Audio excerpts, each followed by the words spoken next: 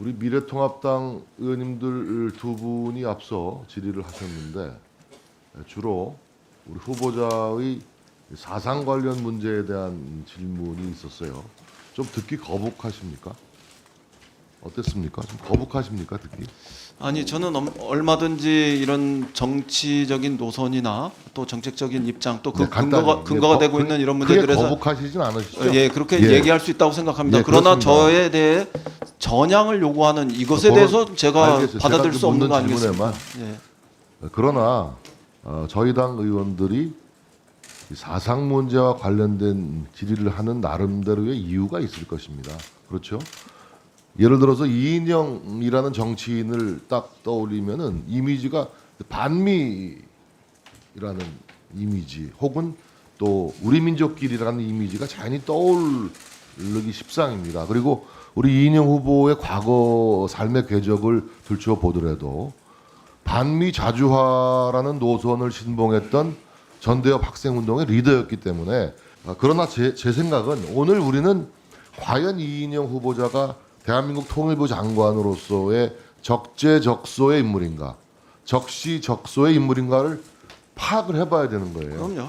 예. 제 바라건대는 오늘과 같은 이러한 그 소명의 기회를 통해서 나는 자유민주주의 시장 경제를 신봉하고 대한민국의 헌법 정신을 무엇보다 존중하는 공직자입니다. 라는 말을 시원하게 속 시원하게 국민들에게 좀 해주었으면 그러면 모든 오해가 다 풀릴 것인데 라는 기대가 있었다라는 말씀을 좀 드리고요. 어저께인가요? 우리 후보자께서 한미 군사연합훈련 이건 개인적으로 좀 연기하는 것이 좋겠다라는 말씀을 하셨는데 저는 썩 적절한 발언은 아니라고 생각했어요. 우리 후보자가 국방부 장관 후보자도 아니고.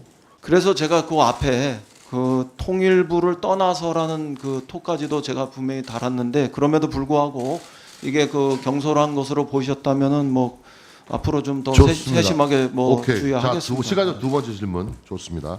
고마워요. 그런 답변을 해줘서 고맙습니다. 지금 그 후보자 과정에서 여러 번 그 대북 관련 남북 교류 발전을 위한 창의적 해법을 강조를 하셨거든요. 근데 제가 듣기에는 이 창의적 해법이라는 것은 국제사회와 미국의 대북 제재를 창의적으로 어기겠다는 다짐 아닌가. 저는 이렇게 들렸어요.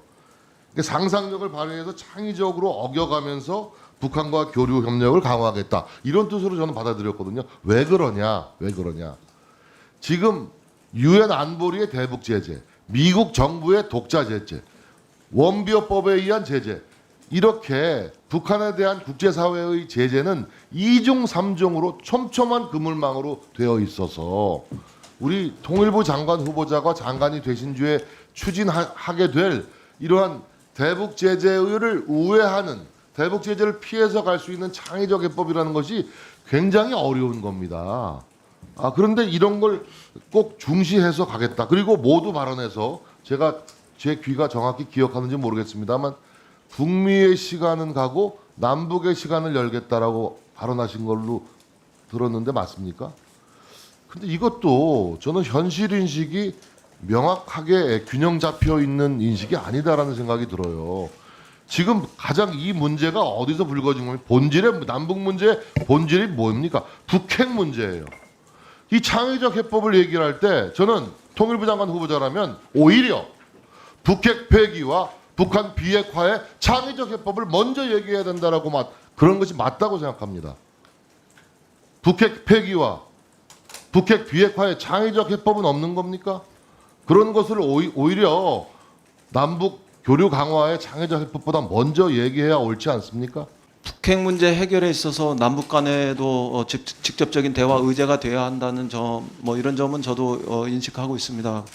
다만 지금 북미 관계 개선을 통해 가지고 북핵 문제 해결하는 더 넓고 더 깊은 해법으로 우리 정부가 접근했었고 그 과정에서 촉진자로서의 주도성을 잃지 않았다 이렇게 생각합니다. 다만 남북 간에는 예를 들면 인도적 교류 협력 등의 과정을 거쳐서 좀 더 신뢰를 확보하면서 북핵 문제를 해결하는 창의적 좋습니다. 과정으로 접근하는 것이 어떤가 이게 제 생각이었다는 마무리해 점을 말씀드립니다.